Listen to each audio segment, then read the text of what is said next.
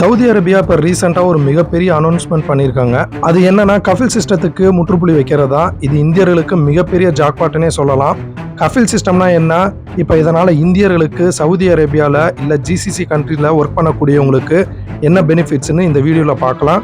அதுக்கு முன்னாடி நம்ம சேனலை சப்ஸ்கிரைப் பண்ணாதவங்க மறக்காமல் சப்ஸ்கிரைப் பண்ணிக்கோங்க. நீங்கள் வெளிநாடுகளுக்கு வேலைக்கு போகிறீங்கன்னா அதுலேயும் முக்கியமாக சவுதி, குவைத், பஹ்ரைன், யுஏஇ, கத்தர், ஓமன் இப்படி ஜிசிசி கண்ட்ரிக்கு போகிறீங்கன்னா டைரெக்டாக நம்ம நாட்டில் இருந்து அந்த நாடுகளுக்கு வேலைக்கு போக முடியாது. அந்த நாட்டில் இருந்து யாராவது உங்களுக்கு ஸ்பான்சர்ஷிப் தரணும். இந்த பெர்சன் எங்களுக்கு வேலைக்கு வேணும்னு சொல்லி அவங்கள தான் கஃபில்னு சொல்லுவாங்க. இந்த கஃபில்ங்கிறவரு நீங்கள் எந்த நாட்டுக்கு வேலைக்கு போகிறீங்களோ அரபு கண்ட்ரீஸில் அந்த நாட்டுடைய சிட்டிசனாக இருப்பார். அவரை தான் கஃபில்னு சொல்லுவாங்க. இவங்க கிட்ட நீங்க வேலைக்கு போறீங்கன்னா அவரோட பொறுப்புல தான் அந்த நாட்டில் நீங்க வேலை செய்ய முடியும். கஃபில்ங்கிறவருக்கு, அதாவது அரபு நாட்டை சேர்ந்த சிட்டிசனுக்கு அரபு கண்ட்ரீஸ்ல நிறைய பவர் கொடுத்து வச்சிருக்காங்க. ஒரு கஃபில்ட்ட வேலை செஞ்சுட்டு இருக்கீங்கன்னா அந்த வேலையை விட்டு வேற வேலைக்கு போகணும்னா நீங்க எந்த கஃபில்ட்ட ஒர்க் பண்றீங்களோ அந்த கஃபில் உங்களுக்கு ஓகே சொன்னா மட்டும்தான் உங்களால வேற வேலைக்கு சேஞ்ச் ஆக போக முடியும். அதே போல ஊருக்கு போகணும்னாலும் கஃபிலோட பர்மிஷன் இல்லாம உங்களால ஊருக்கு போக முடியாது.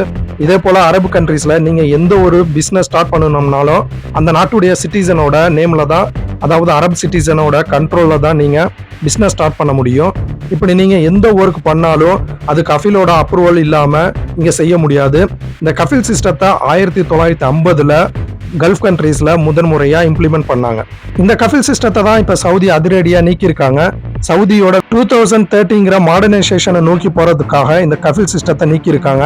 இதனால சவுதியில வேலை செய்யக்கூடிய இந்தியர்களுக்கு என்ன பெனிஃபிட்ஸ்னா, ஒரு கம்பெனில ஒர்க் பண்றாங்கன்னா அந்த ஜாப் பிடிக்கலனா வேற ஜாபுக்கு சேஞ்ச் பண்ணணும்னா இனிமே கஃபிலோட, அதாவது ஸ்பான்சரோட பர்மிஷன் தேவையில்லை. சவுதி எந்த ஒரு புது ரூல்ஸ் இல்லை புது சிஸ்டம் கொண்டு வந்தாலும் அதை மற்ற ஜிசிசி கண்ட்ரிஸும் மோஸ்ட்லி ஃபாலோ பண்ணுவாங்க. அதனால இது மற்ற ஜிசிசி கண்ட்ரிலும் கூடிய சீக்கிரமே இம்ப்ளிமெண்ட் பண்ணுவாங்கன்னு எதிர்பார்க்கப்படுது.